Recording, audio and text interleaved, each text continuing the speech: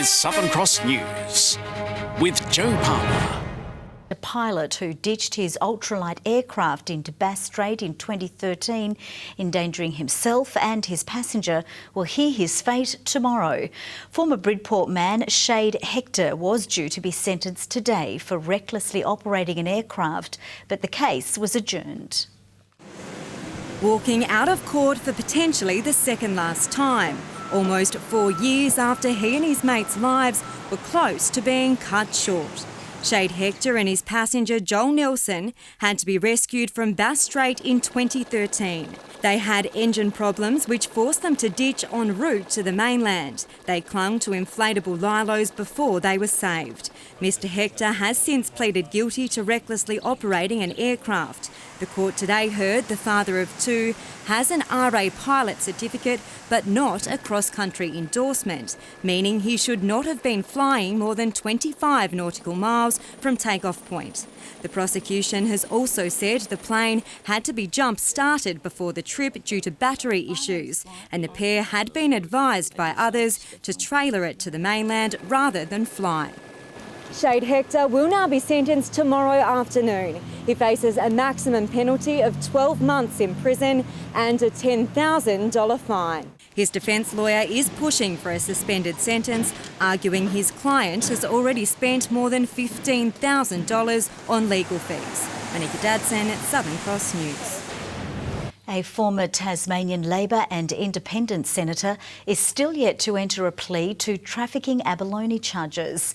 Shane Michael Murphy is accused of unlawfully possessing more than 20 abalone, selling unlawfully possessed fish and possessing abalone for commercial purposes without a licence.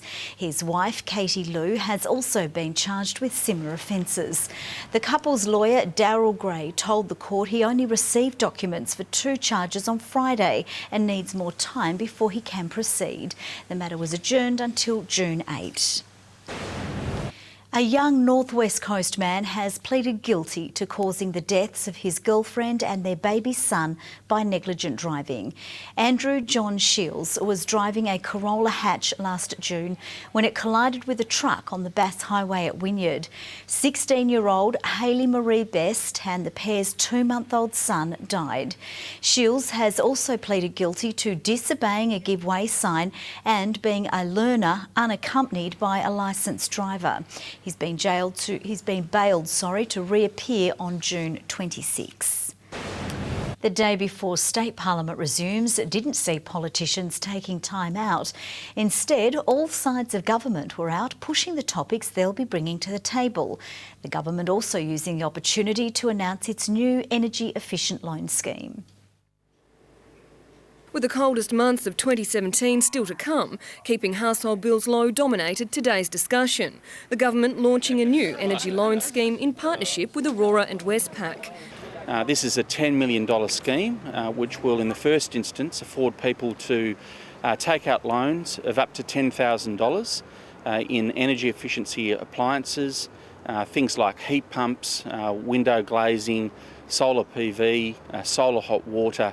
More than 2,000 people have already pre-registered for the interest-free option, with the state's energy supplier heavily backing the move. Not only are you improving the energy affordability within your home, but you're also improving the amenity of your small business or your home. But the conversation of power savings soon turned to water bill savings, following Taswater's latest comments regarding the government's proposed takeover. So we're not saying that the government's plan won't be cheaper today.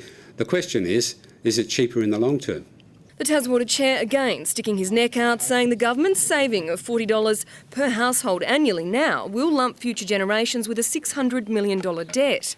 In response, the government didn't give a clear indication who might foot future costs, simply saying we need to invest in our infrastructure. Mr Hampton acknowledged himself in his own words today is that under the government's proposal, water charges will be cheaper than is currently the case. The opposition saying that's not good enough. And I think what we're seeing now, as we're seeing in almost every area, is one-liners to get them through the next election, rather than a strong and engaged conversation about how we provide services for Tasmanians in the future. The Greens were also out in support of New Line's candidate and whistleblower Fraser Brindley after the government labelled him a lawbreaker. We have a proud track record of being arrested, defending Tasmania's environment. Bob Brown, Christine Milne, Nick McKim, Peter Cundall. And we recognise that it's a moral responsibility when a law is wrong, when a law is being abused, to point that out. The Greens also pushing its plans for Parliament discussion this week surrounding fish farming. We believe it's well beyond time that this expansion issue was examined by the Parliament. So in our private members' time this week, we'll be moving for a joint parliamentary inquiry to hear from all stakeholders concerned about fish farm expansion. Jessie Gilmore, Southern Cross News. Repair work to the sinkhole threatening the Beaconsfield mine head frame is underway. Filling of the hole began last Thursday, with the West Tamar Council expecting work to be completed by the end of June. Costs are also expected to fall within initial estimates. It's going to be between $1.5 and $1.7 million, and that's being shared three ways with the state government, the federal government and our council. 8,500 cubic tonnes of finely crushed stones will be used to fill the hole, with council confident it will be a permanent solution. Absolutely. This will make sure that what happened before, where the material was wetted up, became wet to the point where it was flowing down the shaft, there won't be anywhere for it to go. The shaft will be full. It's hoped the mine yard will reopen by the start of the next tourist season at the end of October. A truck driver has had a lucky escape after his concrete truck crashed into a bank on the southern outlet in Launceston. Traffic was delayed for around an hour as crews worked to clear the scene. Luckily, there were no reported injuries. Crime Stoppers Week has been launched, aiming to tackle major crimes across Tasmania. The goal this year, keeping the community safe from the drug ice, motor vehicle theft and shoplifting. Tasmania Police is joining forces with Crime Stoppers, cracking down on the illicit drug ice. The week-long campaign urging locals to come forward and report the manufacture, supply and distribution of the drug. People feel that ice is destructive to families, to people, to the community in general, and we just feel that in responding to community need, we need to focus again on ice this year. Ice is a particular concern for Tasmania Police and indeed the community, and Crime Stoppers is a way that we can actually help ourselves keep safe. Motor vehicle theft also a key focus due to a significant increase compared to last year. Unfortunately, those who steal motor vehicles may be affected by drugs or alcohol, be unlicensed, be disqualified. And we've seen, unfortunately, tragedies occur out of that. Tasmania Police says shoplifting often goes unreported. Locals are being asked to report any information to Crime Stoppers via phone or on their website. It's that piece of the puzzle that we may need to solve a crime, or we may not even know what's going on. So anyone that reports to Crime Stoppers helps police, and more importantly, they're helping themselves by making that community even safer. Talia Higgins, Southern Cross News. The latest fundraiser for suicide prevention group Speak Up, Stay Chatty has received a caffeine hit. The initiative involves teaming up with Banjo's bakeries nationwide. They'll be contributing 50 cents for every large coffee to the organisation for the month of May. A lot of Tasmania now has heard of Stay Chatty, and whilst we've still got a lot of work to do with, implementing our school program into schools and workplace stuff around the state, I think that having people just learn about the logo and the messaging in other states is really important. The organisation is aiming to raise $30,000 this year. The Prime Minister is likely to soon have his letterbox inundated with postcards pushing for marriage equality. The colourful cards were launched today as LGBTI community members marked 20 years since the state decriminalised homosexuality. Reflecting on that, of course, helps us reflect about how far we've come. The postcard project aiming to encourage people to put pressure on the federal government to pass gay marriage. Well, it'd be nice if all 20,000 of them got to him. That's unlikely because it is a really lovely design, so I reckon there'll be a few on fridges around Australia as well. The free postcards can be found in cafes nationwide. Now let's take a look at the day's business and finance news with thanks to Tasplan, your local super fund. The Australian share market has defied negative overseas leads to close higher as investors look forward to the big four banks' profit reports. The ASX 200 index rising 32.3 points. A short time ago, the Australian dollar was trading at 74.9 US cents and 83.7 Japanese yen. Lauderdale midfielder Dylan Fife says it's a relief to finally have their first win of the TSL season under the belt, and says the 13-point victory over Hobart City Demons has given the group a much-needed confidence boost ahead of another big clash this weekend. Got Tigers this week, and yeah, it'll be another tough match-up because we play a pretty similar brand of footy, contested and like to get on the outside and run, and yeah, that'll be a good match-up. Meanwhile, unbeaten Clarence face their biggest test of the season so far. They take on reigning Premier and arch-rival Glenorchy this weekend. Star ruckman Sam Siggins is looking forward to the challenge. Where we're at on Saturday. But yeah, they're obviously a great side and they're tough to beat out at KG5. The Roos are one of 3 unbeaten sides, along with Glenorchy and North Launceston. And the votes are in for the RACT Insurance Player of the Year in the TSL after round 5, with Dylan Fife judged best of field in Lauderdale's victory over Hobart City Demons.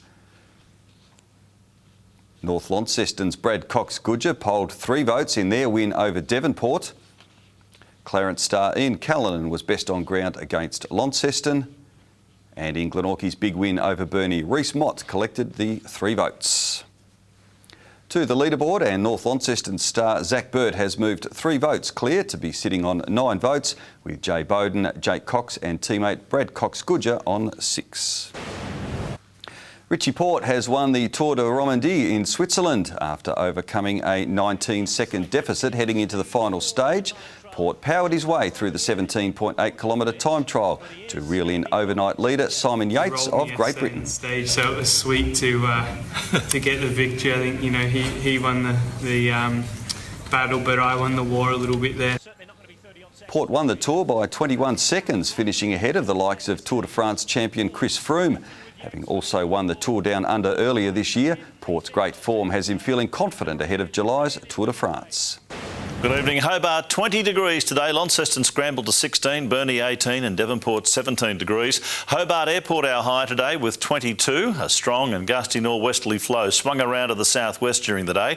That brought a few showers mainly to the west and north. Mount Reid 24 mils, Strawn 13. Bushy Park and Friendly Beaches 21 degrees. Grove and Campania 20. Flinders Island 19. Wynyard and St Helens 18. Lowhead 17. King Island 16 degrees. Cool for Strawn and 15 today. A band of cloud associated with the cold front moved over the southeastern states today. There is some patchy cloud over New South Wales and Victoria due to an upper trough. High-level cloud extends from the ex-tropical cyclone formerly known as Francis from near the Kimberley right over and across the central and eastern areas. Closer in, the low cloud mainly over the west and north today as a higher band passed over the top. Tomorrow, the cold front and trough should be through to the east of Tasmania. The high over the western bight extends a ridge to the east as well. Westerly winds at 35 knots over the south will shift southwesterly during the day at 20 to 30 knots, swells in western and southern waters to 5 metres.